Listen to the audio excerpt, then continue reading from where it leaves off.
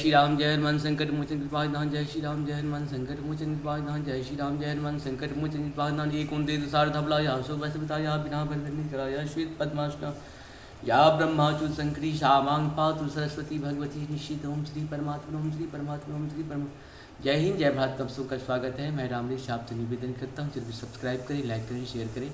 सत्य के साथ, सनातन के साथ, धर्म के साथ, विचार के साथ, बुद्धि के साथ, विश्वास के साथ, परंपरा के साथ, विरासत के साथ, अपनों के साथ, परायों के साथ, राष्ट्र के साथ, दुनिया के साथ, पृथ्वी के साथ, समुद्र के साथ, अग्नि के साथ, जल के साथ, वायु के साथ, आसमान के साथ, सूर्य के साथ, चंद्रमा के साथ, मानवता के साथ, जीव जंतु के साथ, पर्यावरण के साथ हम लोग थे, हैं और रहेंगे। हम रहें या ना रहें, ये सत्य रहनी चाहिए। हम रहें या ना रहें, सनातन रहनी चाहिए। हम रहें या ना रहें, धर्म रहनी चाहिए।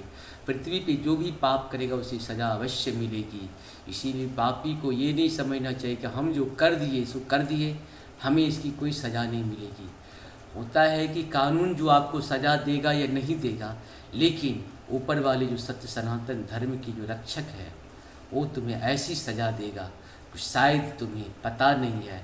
और सबको कहीं न कहीं यहाँ पे जो भी पृथ्वी पे पाप किया है उसकी ऐसी दुर्गति हुई है। आप ले लीजिए, औरंगजेब से लेकर के जितने भी पापी लोग थे जयचंद तक, सबको पाप की सज़ा मिली है। इसीलिए पापी जो भी जहाँ हो, अगर ये मत समझना कि मैं पाप करके बच जाऊँगा, ये पृथ्वी तुम्हें छोड़ेगी नहीं।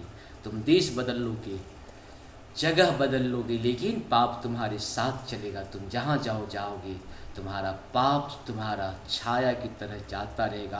और जब तक तुम्हें पाप की सज़ा नहीं मिल जाएगी तब तक तुम्हें ये ज़मीन नहीं मिलेगी, आत्मा को मुक्ति नहीं मिलेगा, तुम्हारा तड़पते रहेगा। शुरू करते आज हम श्री रामचरितमानस के बालकांड की दोहा 278 को पूर्ण करेंगे। पहले अवधी भाषा में, बाद में इसका हिंदी अनुवाद सुनेंगे। शुरू करते हैं। लखन कहो हंस सुनहि मुनि, क्रोध पाप कर मूले, जेहि बस जन अनुचित करही, चरही विश्व प्रतिकूल। मंगल भवन मंगलहारी, द्रवहु दशरथ अजिर बिहारी।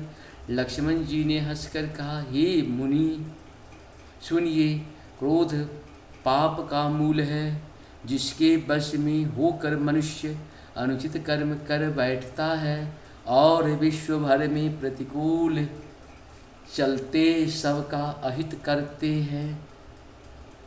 मैं तुम्हार अनुचर मुनिराया, परिहर कोप करहि सब दाया।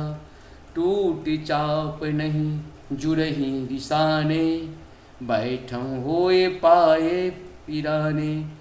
मंगल भवन मंगलहारी, द्रवहु दशरथ अजिर बिहारी।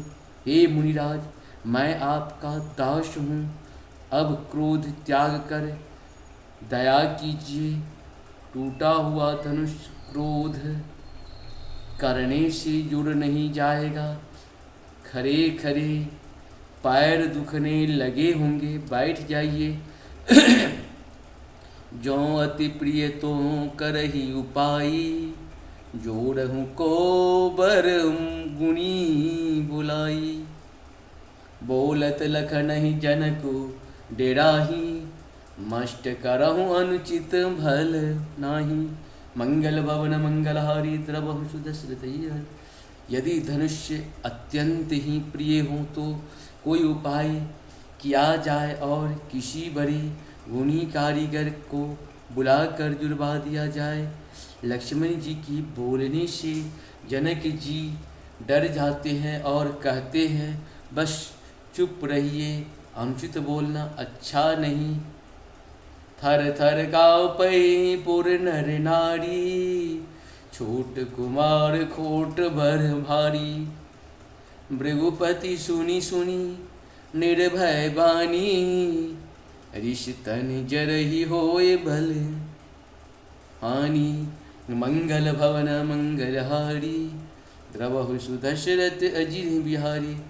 जनकपुर के स्त्री पुरुष थर थर काँप रहे हैं और मन ही मन कह रहे हैं कि छोटा कुमार बड़ा ही खोटा है। लक्ष्मण जी की निर्भय बानी सुन सुनकर परशुराम जी का शरीर क्रोध से जला जा रहा है और और उनके बल की हानि हो रही है, उनका बल घट रहा है। बोले राम ही देई निहोरा, बचहु विचारु बंधु लघु तोरा। मनु मलिन तनु सुंदर कैसे, विष रस भरा कनक घटु जैसे। मंगल भवन अमंगल हारी, द्रवहु सुदशरथ अजिर बिहारी।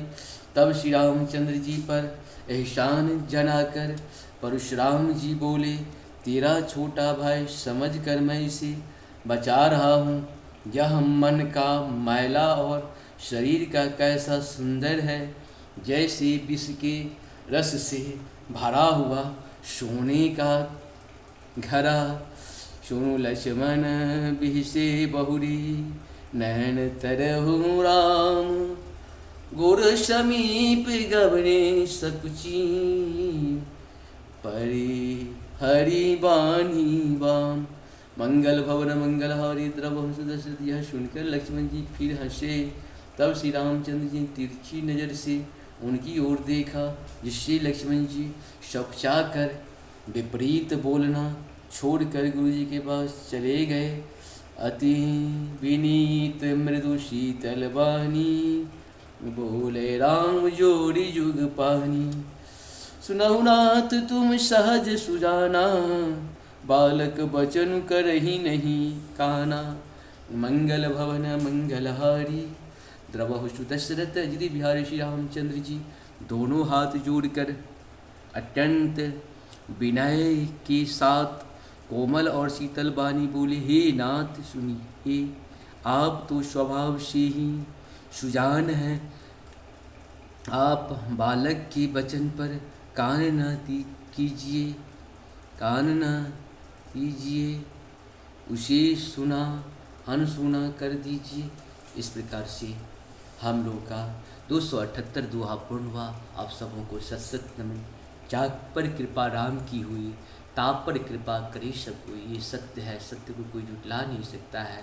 पृथ्वी पे जो भी जिस प्रकार का भी पाप करेगा, उसे सजा दिए बिना पृथ्वी होता है कि आपने पूर्व जन्म में जो कर्म करके आए हैं, वो पुण्य जब तक आपके पास रहेगा तब तक आपको पाप की सज़ा नहीं मिलेगी। बहुत लोगों को इस जन्म में पाप की सज़ा नहीं मिलती है, अगले जन्म में कैरी फॉरवर्ड हो जाता है, क्योंकि उनका पुण्य घटता नहीं है।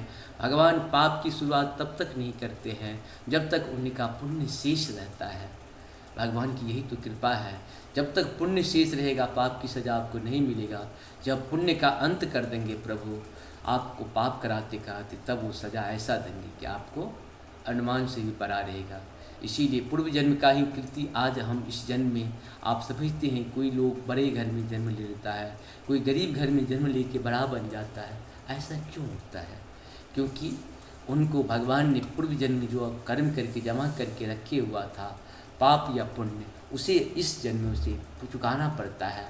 कैरी फॉरवर्ड भी बहुत सारी चीज़ होता है। जैसे आप लोन नहीं चुकाते हैं, लोन किसी से लिए और नहीं चुका है तो कैरी फॉरवर्ड हो गया, आप यहाँ से चले गए, आप स्थान बदल लिए।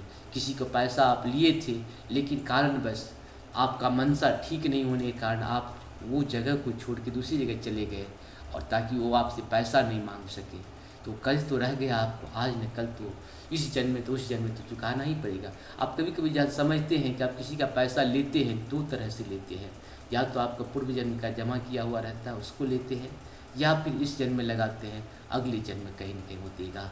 यही सत्य है, सत्य से हम लोग कभी विचलित ना हो, सत्य हमारा जीवन है। जय श्री राम, जय हो जय हो। धन्यवाद, बहुत बहुत धन्यवाद। जय